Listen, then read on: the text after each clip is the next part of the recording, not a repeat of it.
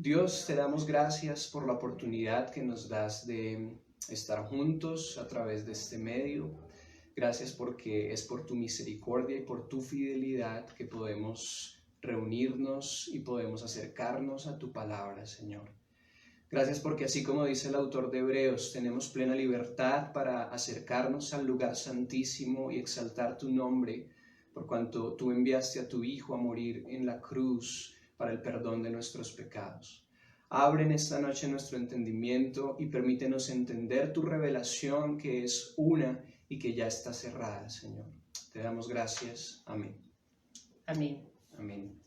Bueno, continuamos hoy, hermanos, con el estudio de la carta del apóstol Pablo a los romanos. Es una carta muy interesante y también muy importante. Y queríamos hoy en esta introducción hablar un poco acerca de la importancia de la carta de Pablo a los romanos. Es una carta que, como su nombre lo indica, el género literario es carta o epistolar, y fue escrita por el apóstol Pablo desde la ciudad de Corinto. Estuvimos estudiando el año pasado también acerca de la importancia de esta carta y el deseo de Pablo de visitar Roma, porque en el momento en que escribe la carta a los romanos no había visitado la iglesia en Roma, que decíamos es una iglesia mixta, o lo encontramos así en la escritura, una iglesia donde vemos judíos provenientes de la dispersión, pero también vemos ciudadanos romanos y personas de otros lugares que conformaban como tal la iglesia en Roma. La carta de Pablo a los romanos ha sido llamada también por varios teólogos la carta magna de la Biblia. ¿Por qué la carta magna? Es una carta muy importante para nosotros como hijos de Dios. Es una carta que contiene básicamente una explicación del Evangelio, pero también algo muy interesante, y es en su esencia la doctrina de la salvación. ¿Por qué somos pecadores? ¿Cómo podemos obtener salvación? ¿De qué manera podemos también acceder a esa salvación? Por eso creemos, hermanos, no solamente como Torrefuerte, sino como hijos de Dios y como cuerpo de Cristo, que todo cristiano debería profundizar en la carta de Pablo a los romanos, y así también, como muchos teólogos la llamaron, entender que es la carta magna de la Biblia. A veces hemos estado por años en nuestras iglesias y muchas veces no entendemos por qué somos pecadores, por qué necesitamos salvación y de qué manera podemos obtener esa salvación.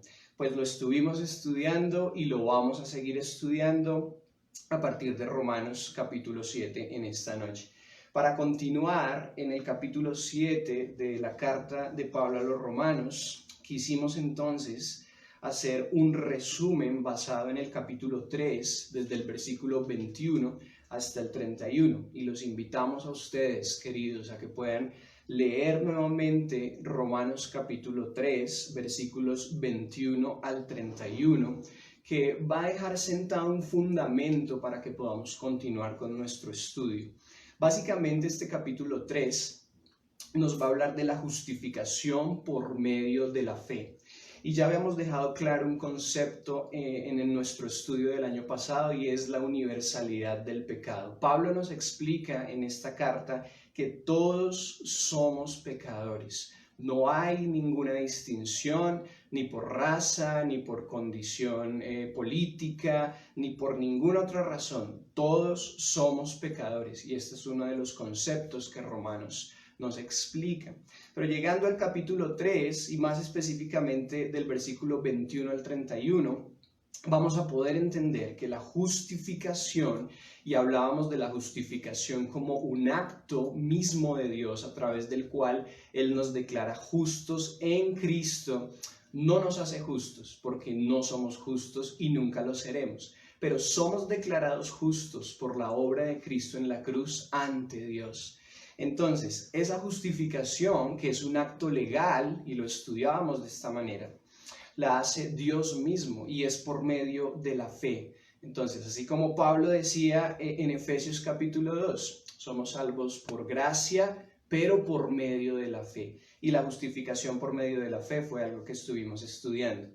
Versículos en el capítulo 3 como el 22 nos explican que esa fe debe ser única y exclusivamente en la persona de Jesucristo. Somos justificados por la fe en la persona de Jesucristo. Y decíamos, como ya estaba también comentando hace un momento, que la palabra justificados quiere decir declarados justos, pero el versículo 24 allí en Romanos 3 también dice gratuitamente, es decir, sin ningún costo. Hermanos, la justificación, el hecho de poder estar nuevamente reconciliados con Dios y declarados justos ante el Padre, no tiene ningún costo. Dice el versículo 24 en Romanos 3, gratuitamente por su gracia. Y esta palabra gracia en el griego es charis, de donde también viene la palabra carismático, que escuchamos mucho en nuestros días, y este charis a lo que hace referencia es que esa justificación por su gracia es un regalo de Dios, el favor de Dios sobre nuestras vidas. Pero también versículos como el 25 nos habla acerca de que Cristo fue puesto por Dios como nuestra propiciación. Y esa palabra propiciación viene también del Antiguo Testamento y leemos, por ejemplo, en libros como Levítico, que existía en el Arca del Pacto una tapa llamada propiciatorio. Y este propiciatorio era muy importante porque estaba cubierto por sangre. Cuando el sacerdote entraba a derramar la sangre después del sacrificio sobre esa tapa llamada propiciatorio en el arca, cuando Dios veía la sangre del sacrificio sobre el propiciatorio, perdonaba el pecado del pueblo. Entonces, versículos como el 25 expresan que Cristo fue nuestra propiciación.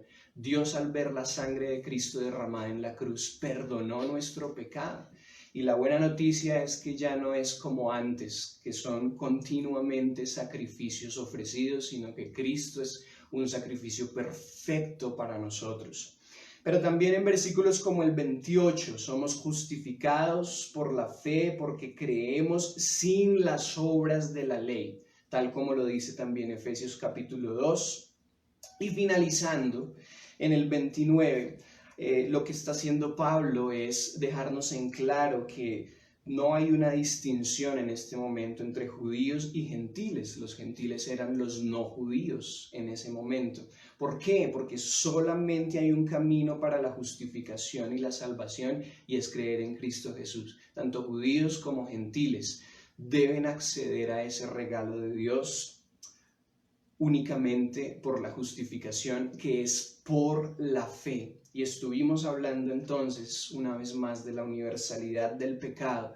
Todos somos pecadores, tanto judíos como gentiles, pero todo aquel que cree en el nombre del Señor, como dice Juan en el capítulo 1, y le recibe, es hecho hijo de Dios. Así que, teniendo esto en claro, queremos también hacer parte de este resumen Romanos capítulo 6, versículos 14 y 15. Vamos allí, por favor, con nuestras Biblias a Romanos 6 y vamos a leer versículos 14 y 15. ¿Qué dice Romanos 6, 14 y 15? Dice, porque el pecado no se enseñoreará de vosotros, pues no estáis bajo la ley, sino bajo la gracia. ¿Qué pues, pecaremos porque no estamos bajo la ley, sino bajo la gracia? En ninguna manera. Entonces también Pablo es claro en el capítulo 6 de Romanos al decirnos que ya no estamos bajo la ley. Y cuando hablamos de la ley nos referimos a la ley de Dios, a la ley establecida por Dios desde el Antiguo Testamento que nosotros conocemos ya y que hemos leído, por ejemplo, en libros como Éxodo. Y a eso se está refiriendo, ya no estamos bajo la ley. Cristo no vino para quitar la ley, Cristo no vino para anular o abolir la ley, sino para cumplirla, y es a Él a quien debemos mirar. Entonces, no estamos bajo la ley, estamos bajo la gracia, pero es importante estudiar la ley y darle la relevancia que ella tiene según nos lo muestra la Escritura. Como vamos a ver más adelante, la ley no es algo malo. Cristo cumplió la ley y nos mostró, como decíamos el año pasado, que nosotros no podíamos, no podemos y no podremos nunca cumplirla, solamente Él. Por eso a Él debemos mirar.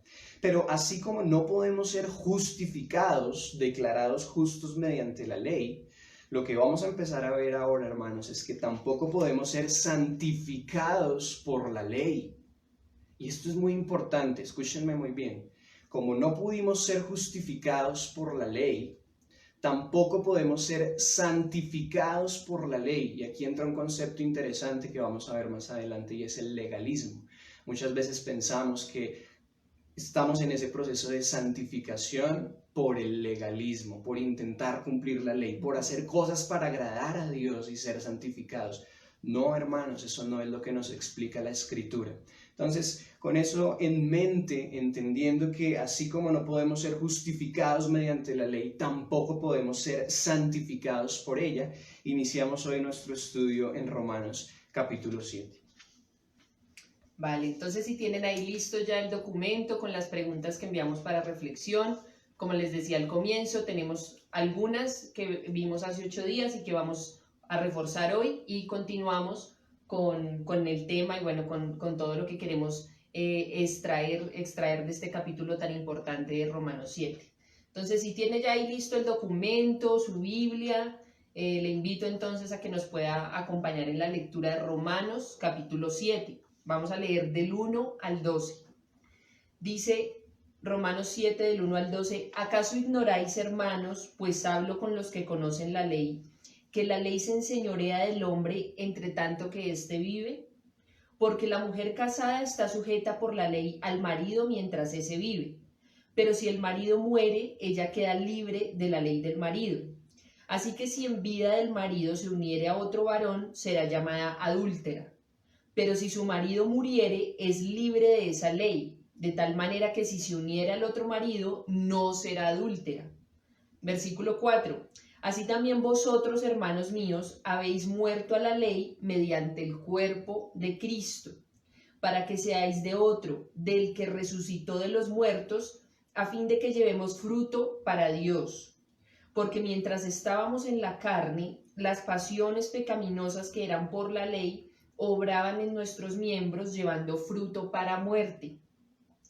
Pero ahora estamos libres de la ley por haber muerto para aquella en que estábamos sujetos, de modo que sirvamos bajo el régimen nuevo del Espíritu y no bajo el régimen viejo de la letra. Versículo 7. ¿Qué diremos pues? ¿La ley es pecado? En ninguna manera, pero yo no conocí el pecado sino por la ley, porque tampoco conociera la codicia si la ley no dijera, no codiciarás. Mas el pecado tomando ocasión por el mandamiento produjo en mí toda codicia, porque sin la ley el pecado está muerto. Y yo sin la ley vivía en un tiempo, pero venido el mandamiento, el pecado revivió y yo morí. Y hallé que el mismo mandamiento que era para vida, a mí me resultó para muerte.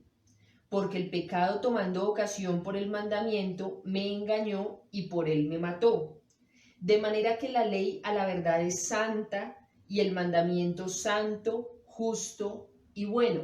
Y vamos a leer hasta ahí. Hace 8 días decíamos que dividimos este capítulo en 3 secciones. La primera sección del versículo 1 al versículo 6, donde se expone que la ley ya no ejerce un dominio sobre el creyente y hace ahí una comparación, o Pablo usa el matrimonio como ejemplo para mostrarnos cómo ya la ley no nos domina, ya no estamos bajo el dominio de la ley, sino bajo el dominio de Cristo.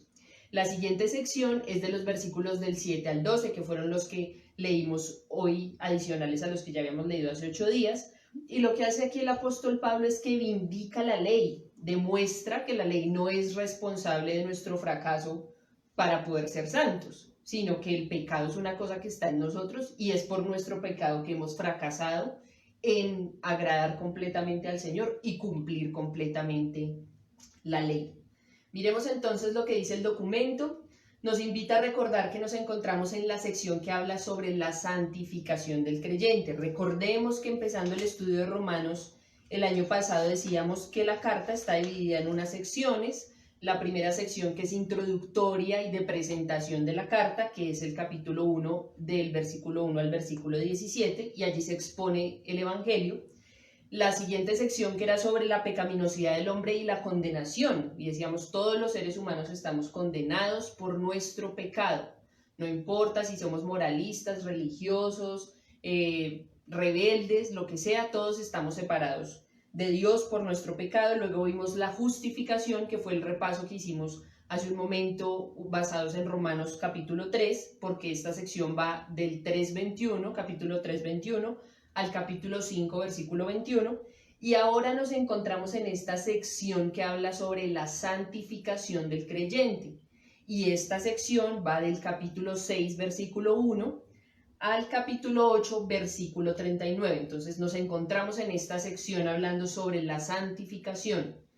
Así como el apóstol Pablo demostró en los capítulos anteriores que la justificación es imposible por medio de la ley, en esta sección también comprobará que no es posible la santificación por la ley, como lo decía Andrés hace un momento.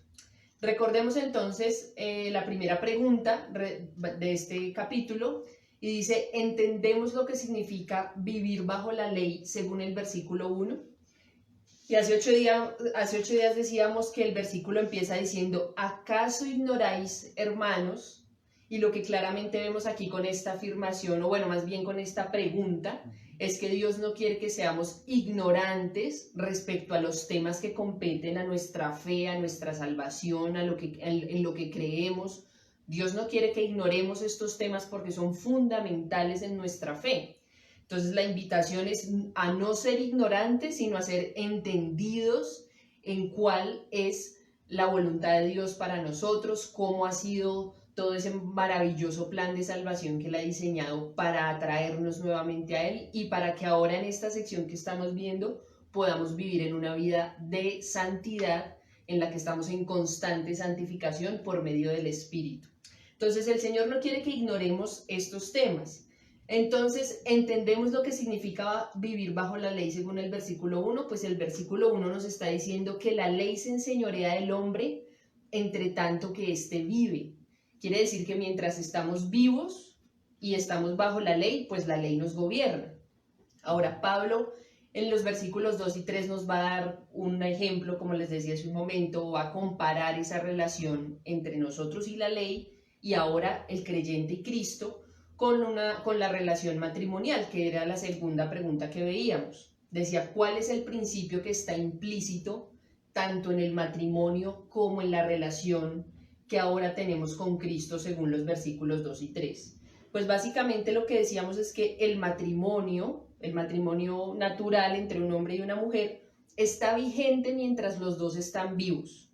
Si uno de los dos muere, el otro queda libre de la ley de ese matrimonio. Entonces, en nuestro caso, que estamos casados, si uno de los dos llega a morir, pues hasta ahí se cumple la ley del matrimonio, y ya de ahí en adelante el que queda vivo no tiene ninguna obligación con el que murió, ¿cierto? Queda libre para volver a casarse, que es lo que está diciendo el versículo 2, cuando dice que la mujer está sujeta por la ley al marido mientras éste vive. Pero si el marido muere, ella queda libre de la ley del marido. Quiere decir, si él muere, ella se puede volver a casar. Y el versículo 3 dice: así que si en vida del marido se uniere a otro varón, si estando vivos ambos, ella va y se busca otro esposo, pues entonces será llamada adúltera. ¿Por qué? Porque ninguno de los dos ha muerto para anular el matrimonio. Es la única forma de que se anule el matrimonio, y veíamos en Mateo 19, del 5 al 6, que Jesús estaba ratificando lo que Dios había dicho a Adán y Eva en Génesis 2. Por tanto, dejará el hombre a su padre y a su madre, se unirá a su mujer y serán una sola carne. Y Jesús añade ahí: lo que Dios ha unido, que no lo separe el hombre, ¿cierto? Por eso cuando uno se casa le dice a uno el pastor o la persona que lo está casando, el ministro, dice: hasta que la muerte lo separe, porque en realidad es hasta que uno de los dos muera, o los dos muramos, o sea primero el arrebatamiento. La voluntad de Dios. Exactamente. Entonces eso era lo que veíamos. Pregunta número 3. ¿Cómo fue posible que fuéramos libres? ¿Querías agregar algo de la pregunta 2? Ya la teníamos, ¿cierto? Ya la habíamos respondido. Ajá, sí. ¿Cómo fue posible que fuéramos libres del yugo de la ley según el versículo 4? Entonces, en el versículo 4, Pablo retoma nuevamente el tema de cómo estábamos nosotros bajo el dominio de la ley.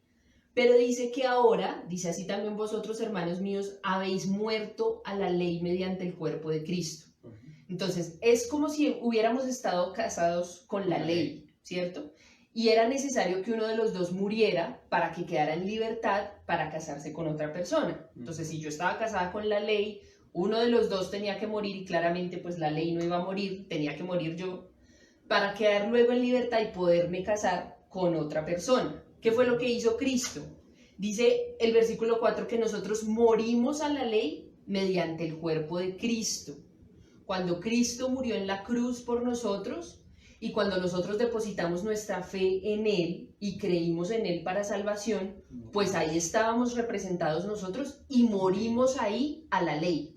Entonces, en esa muerte de Cristo, que es lo que está diciendo ahí literal el 4, esa antigua esposa. exactamente, morimos a la ley y ya ahí ese matrimonio se anuló porque morimos a la ley en ese momento. Pero es muy importante notar lo siguiente, hermanos, en esta pregunta y en el versículo 4, y es que lo que Pablo está expresando, según también Jameson, Fawcett y Brown, comentaristas bíblicos, no es que la ley murió. Y por eso una de las referencias en este versículo 4 es Gálatas 2:20. Con Cristo estoy juntamente crucificado, ya no vivo yo, morí, mas Cristo vive en mí. Entonces no es la ley la que murió. Por eso también el Señor dice que Él no vino a anular la ley, sino a cumplirla. No es la ley la que murió, sino fuimos nosotros los que morimos juntamente con Cristo en la cruz para quedar de alguna manera libres de esa antigua esposa que era la ley y unirnos a nuestro esposo que es Cristo ahora cuando depositamos toda nuestra fe para salvación en Él. Exactamente, eso es lo que dice el versículo 4, que hemos muerto a la ley mediante el cuerpo de Cristo para que seamos unidos a otro, o sea, ahora a Cristo, del que resucitó de los muertos a fin de que llevemos fruto para Dios. Nacimos a una nueva vida, ¿cierto? Gracias a la obra de Cristo en la cruz. Él resucitó y también resucitamos nosotros con Él, como estaba recordando Andrés del pasaje de Gálatas. Con Cristo estamos juntamente crucificados. Y ahora tenemos una nueva vida en Él y ahora nuestro esposo es Cristo. Ya no somos esposos de la ley, ya no estamos casados con la ley. Por lo tanto, la ley ahora de nuestro matrimonio es la ley de Cristo, no la ley de la ley, ¿cierto? Recordábamos Corintios, 2 de Corintios 11:2, si quieren buscarlo ahí rápidamente. Sí, estudiar la Biblia también. Sí. 2 de Corintios, capítulo 11, versículo 2, recordemos que las cartas de Corintios también las escribió el apóstol Pablo y es él el que está hablando aquí. Y está diciendo, porque os celo con celo de Dios, pues os he desposado, o sea, casado, con un solo esposo para presentaros como una virgen pura a Cristo. A ese esposo al que nos hemos casado ahora es a Cristo, Él es ahora nuestro esposo, como también lo dice Efesios 5:23. Si quieren ahí buscar Efesios 5:23, también una carta escrita por el apóstol Pablo, y él aquí está hablando a las esposas y a los esposos. Voy a leer desde el 22, dice, las casadas estén sujetas a sus propios maridos como al Señor, porque el marido es cabeza de la iglesia, así como Cristo es cabeza, el marido es cabeza de la mujer, así como Cristo es cabeza de la iglesia, la cual es su cuerpo y Él es su Salvador. O sea, estamos casados con nuestro Señor Jesús. Ahora estamos bajo esa ley de ese matrimonio, unidos al Señor Jesús. La pregunta número 4 dice, ¿qué significa llevar fruto para Dios según el versículo 4? Si se dan cuenta, y al final dice que estamos muertos a la ley mediante el cuerpo de Cristo para que seamos unidos al otro, para que seáis de otro, del que resucitó de los muertos, a fin de que llevemos fruto para Dios. ¿Cuál es ese fruto que debemos llevar ahora que estamos unidos a Cristo? Entonces vamos a ver Juan 15. Y si lo recuerdan, ahí es un pasaje muy famoso y muy lindo, por cierto. Es tremendo pensar, hermanos, en algo, y es lo que estábamos estudiando en la primera carta de Pedro el domingo, y es definitivamente ese viejo hombre no lleva ningún fruto, ¿no? Y sí, lo vemos aquí también expresado en Romanos 7. En ningún momento Pablo está diciendo, sí, ustedes pueden o son capaces de cumplir la ley y debido a ese intento de cumplir la ley van a llevar algún fruto. No, lo que está diciendo claramente es que hemos sido unidos a otro refiriéndose a Cristo para que de esta manera, en ese nuevo matrimonio, en esa nueva unión con Cristo, llevemos un fruto. Y Juan lo va a confirmar en el capítulo 15 de su Evangelio. Les invitamos a que puedan leer completo el capítulo 15 en su casa para que puedan sacarle el mayor provecho. Nosotros escogimos algunos versículos para resaltar de qué fruto nos está hablando, cómo es ese fruto que vamos a dar cuando ya estamos unidos a Cristo. Entonces Juan 15, el versículo 5, ¿cómo dice el versículo 5? Dice Juan 15, 5 en la Biblia de las Américas: yo soy la vid, vosotros los sarmientos, el que permanece en mí y yo en él, ese da mucho fruto, porque separados de mí nada podéis hacer. Jesús está hablando y él dice: yo soy la vid, o sea, el árbol que da uvas, y ustedes los sarmientos, dice esta versión, la Reina Valera dice los pámpanos, que viene a ser las ramas, ¿cierto? El que permanece en mí, está diciendo Jesús, el que permanece en mí y yo en él, este lleva mucho fruto, porque separados de mí nada podéis hacer. Y como estaba diciendo Andrés, la única forma posible para llevar un fruto para Dios es estando pegados a la vid, es siendo uno con Cristo, es estando casados ahora con Cristo y siendo unos con él y permaneciendo en él, como dice Juan 15. ¿Qué dice el versículo 8? ¿De Romanos 7? De Juan 15. Ok, dice el versículo 8: en esto es glorificado mi Padre, en que deis mucho fruto y así probéis que sois mis discípulos. Exactamente, está diciendo, ustedes van a mostrar que son mis discípulos y en esto es glorificado mi Padre porque llevan mucho fruto. Entonces, van a llevar frutos y permanecen en mí. Y cuando llevan fruto, están glorificando al Padre y están demostrando que son mis discípulos. Y miremos por último de aquí de Juan 15, que dice el versículo 12. Ok, dice ahí en Juan 15, 12, ya lo había cerrado.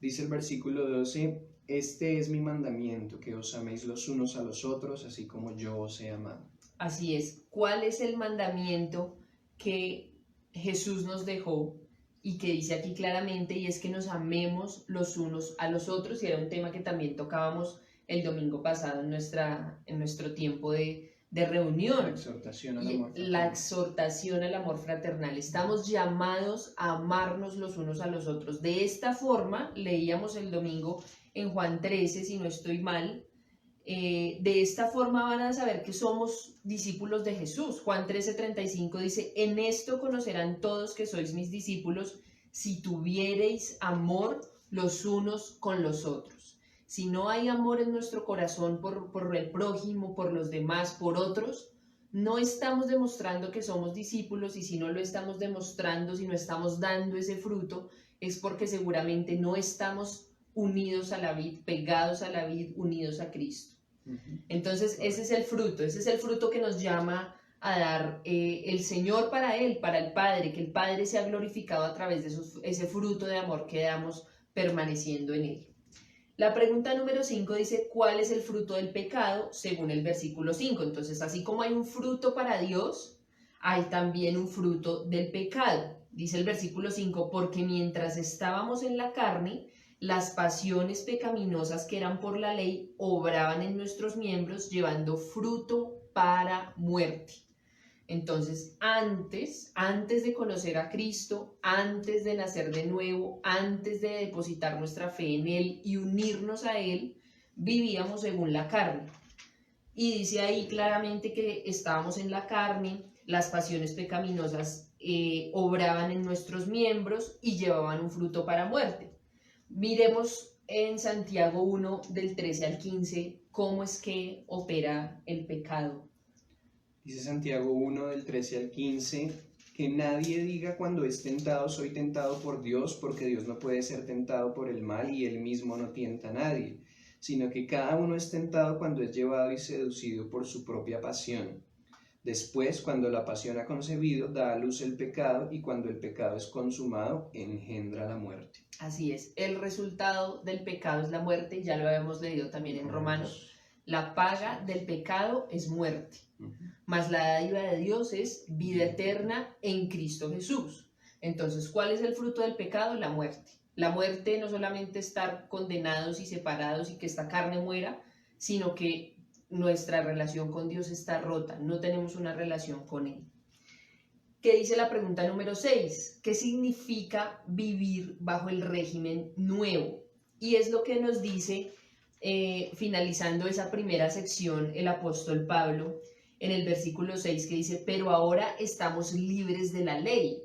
Y cuando dice que estamos libres de la ley, no significa que podemos vivir sin ley, en un libertinaje. No, queridos, no significa eso. Dice, pero ahora estamos libres de la ley por haber muerto para aquella en que estábamos sujetos, de modo que sirvamos bajo el régimen nuevo del Espíritu y no bajo el régimen viejo de la letra. No quiere decir que porque ya no estamos bajo la ley, entonces no estamos bajo ningún orden o bajo ninguna ley.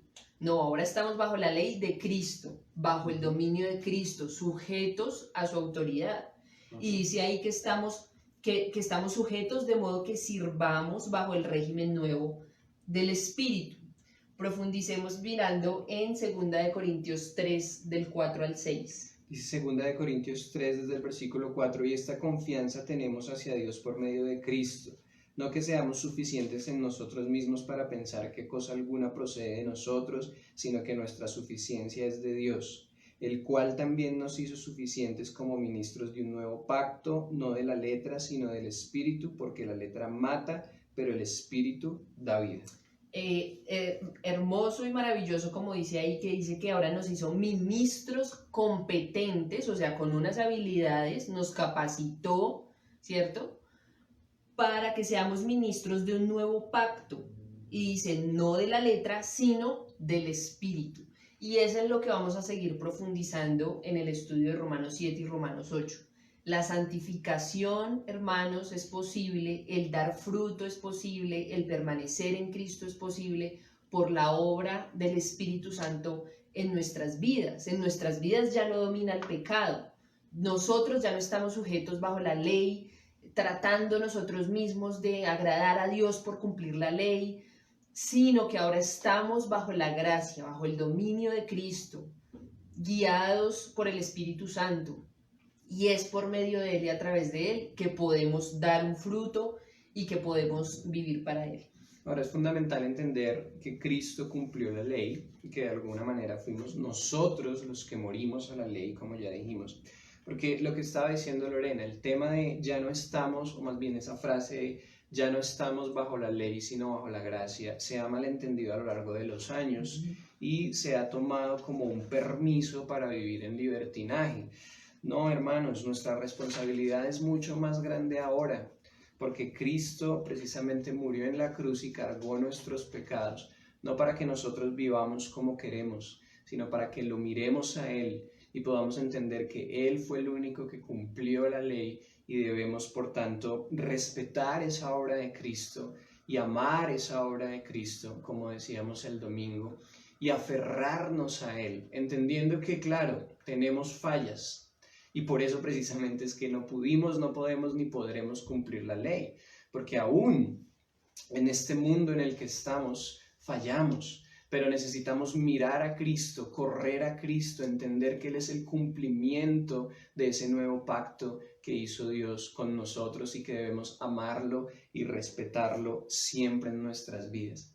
Miremos entonces nuestra última pregunta y es importante que podamos mirar este capítulo 7 de Romanos de una manera detenida en nuestras casas, pero vamos a abordar esta última pregunta para finalizar en esta noche de la forma más ordenada y más concreta posible. Dice la pregunta, ¿la ley es buena o mala según los versículos 7 al 12? Voy a leer nuevamente versículos 7 al 12 en la Biblia de las Américas. Dice, ¿qué diremos entonces? Afirma Pablo. ¿Es pecado la ley? De ningún modo. Al contrario, yo no hubiera llegado a conocer el pecado si no hubiera sido por medio de la ley. Porque yo no hubiera sabido lo que es la codicia si la ley no hubiera dicho no codiciarás. Pero el pecado, aprovechándose del mandamiento, produjo en mí toda clase de codicia, porque aparte de la ley, el pecado está muerto. Y en un tiempo yo vivía sin la ley, pero al venir el mandamiento, el pecado revivió y yo morí. Y este mandamiento que era para vida, a mí me resultó para muerte, porque el pecado, aprovechándose del mandamiento, me engañó y por medio de él me mató. Así que la ley es santa y el mandamiento es santo, justo y bueno. Si buscáramos una respuesta concreta a esta pregunta, miremos nuevamente cómo está planteada. Y dice, ¿la ley es buena o mala? Según los versículos 7 al 12. El versículo 12 ya nos está respondiendo. Y es lo que vemos en el contexto general del capítulo 7 de Romanos. Pablo nos está diciendo, la ley es santa y el mandamiento es santo, justo y bueno. Pero retomemos desde el versículo 7. Pablo dice, ¿es pecado la ley? De ningún modo, al contrario, yo no hubiera llegado a conocer el pecado si no hubiera sido por medio de la ley, porque yo no hubiera sabido lo que es la codicia si la ley no hubiera dicho, no codiciarás. Con respecto a esta pregunta, ¿la ley es buena o mala? Entendiendo y habiendo respondido concretamente que el versículo 12 nos dice que la ley es santa y el mandamiento es santo, justo y bueno, y que el mal y la concupiscencia, que lo que quiere decir es deseos irregulares en cuanto a muchas cosas, proviene de nuestro corazón, no de la ley.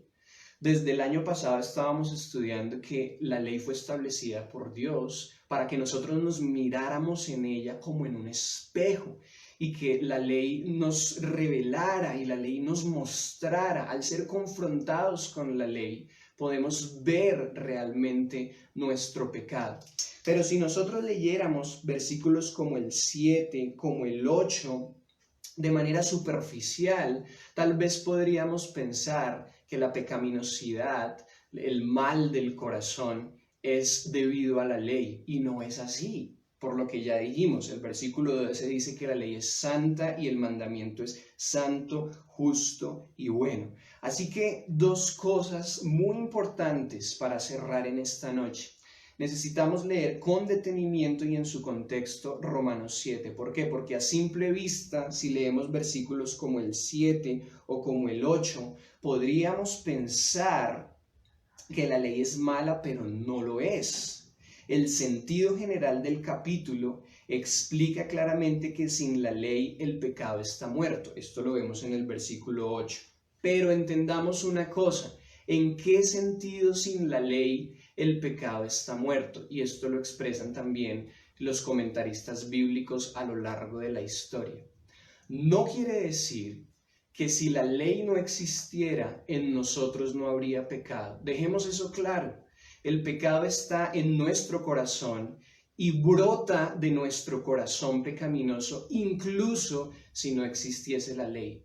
Pero el sentido en estos versículos es que cuando nos vemos enfrentados a la ley, podemos entender el poder fatal y la naturaleza terrible que tiene nuestro pecado en cuanto a nuestra separación de Dios. Y eso es lo que Pablo está explicando acá. ¿Qué quiere decir esto? En conclusión, que la ley de alguna manera activa esa alarma cuando somos enfrentados a ella, mostrándonos que ese pecado, esa concupiscencia que está en nuestro corazón, como ya dije, tiene un poder fatal y nos destruye y tiene una terrible naturaleza que nos separa de Dios. En ese sentido, el pecado sin la ley de alguna manera está muerto, está torpe, está tardío. Podríamos mirarlo y podríamos entenderlo de esta manera en estos versículos. Pero dejemos algo claro, no es debido a la ley que surge como tal el pecado. El pecado está en nuestro corazón y lo vemos desde Génesis, proviene de nuestro corazón, pero la ley nos muestra como en un espejo ese poder fatal, esa terrible naturaleza que tiene el pecado porque nos separa de Dios. Ya lo dijimos y lo repetimos, No quiere decir que si no existiese la ley no saldría a la luz esa concupiscencia o esos deseos irregulares que hay en nosotros.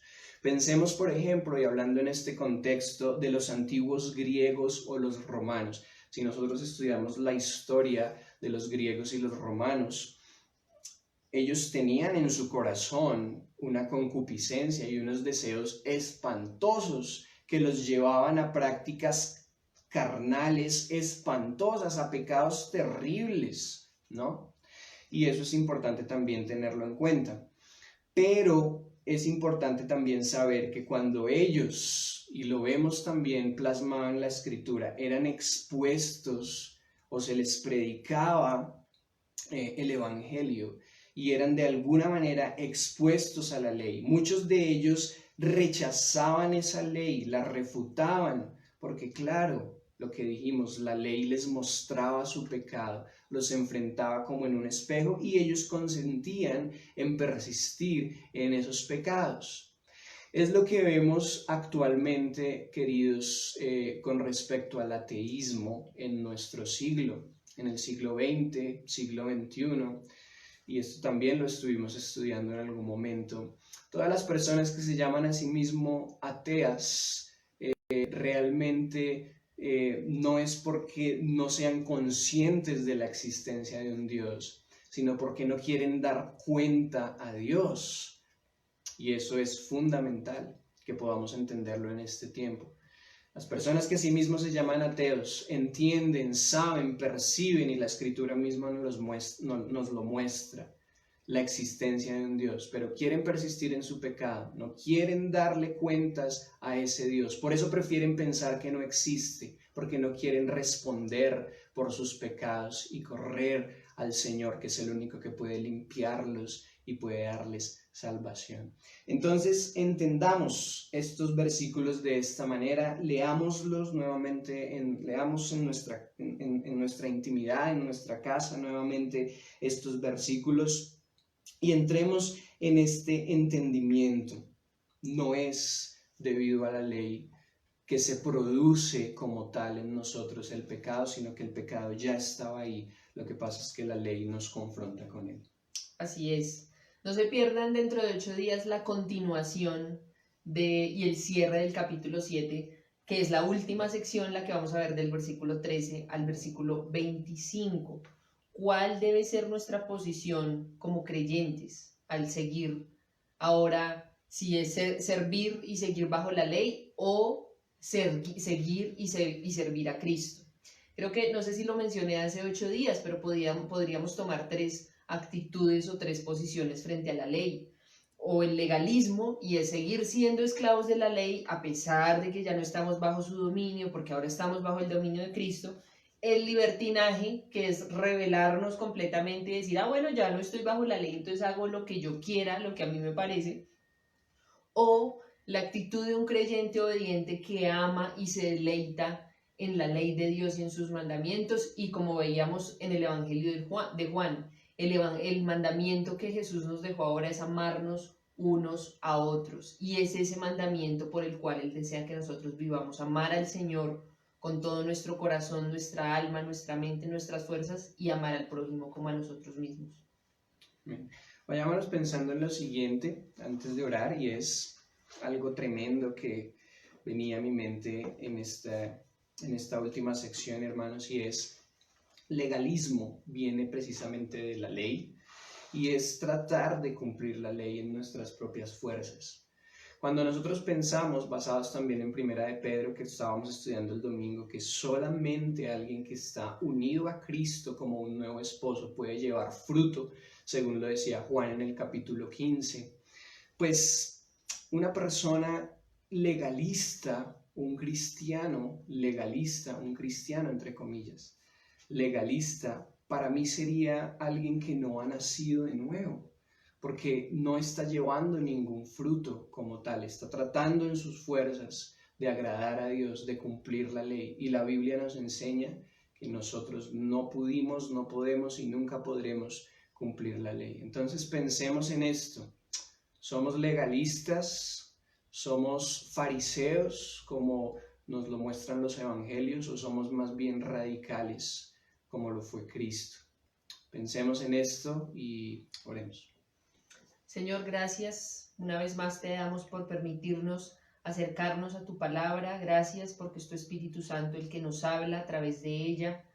Te pido, Señor, por nuestras vidas, por cada una de las personas que estuvo conectada en esta noche, por cada familia, Señor.